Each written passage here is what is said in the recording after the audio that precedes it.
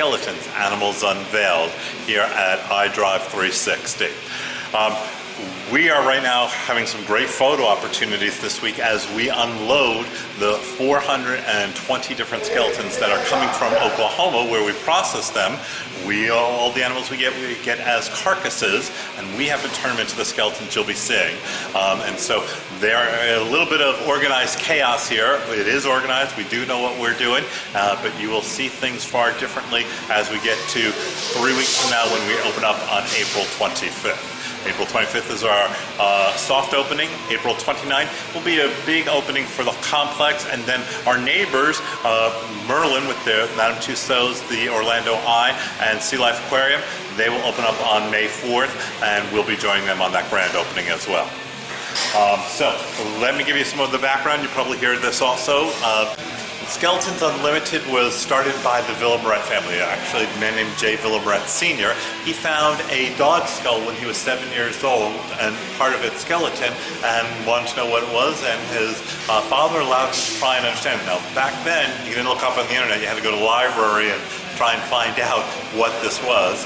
A year later, he found a cat skull, and he found how they compared, and he started a skull collection.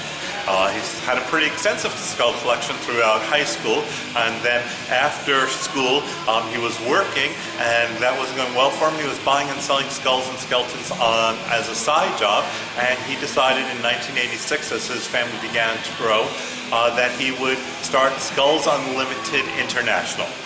That was a catalog, and still is a catalog, where you can buy and sell, primarily buy some of the best osteological, that's the study of bones, skulls and skeletons in the United States. Did very well in the 80s and 90s, and then 2001 became a website and really exploded. And Jay Sr. started being known as an expert in osteology. You'll see him on things like Dirty Jobs with Mike Rowe, Modern Marvels, Ripley's Believe It or Not, Auction Kings, a number of reality shows where he's called in as an expert. You'll also see independent movie made about him and his family called Skeletons. You can see that on the Skulls Unlimited website if you want to go there. But that was doing very well for him with the catalog and website, and so he decided in 2010 to take some of his extra skeletons and put them into a museum. He started the Museum of Osteology in Oklahoma City, right next to his processing warehouse for skulls, and though it was not near any tourist area, it did very well. In fact, by 2012, it becomes the second largest attraction in the state of Oklahoma. So he decides, we need to find another place to do this. Well, he's looking at Chicago, he's looking at Las Vegas, he's looking at New York, Washington, D.C., and he decides on Orlando, because if you're going to build a second home and have a vacation home, would you rather have it in Chicago, or would you rather have it in Orlando? So that's why they decided, and other reasons for Orlando, it's the right demographic. We were able to get a very effective all the skeletons you're going to see came to us as carcasses. Basically, when an animal dies at a zoo, it's a sad day, and they have a choice whether they want to put it into, bury it, or whether they want to incinerate it, or whether they want to donate it to us.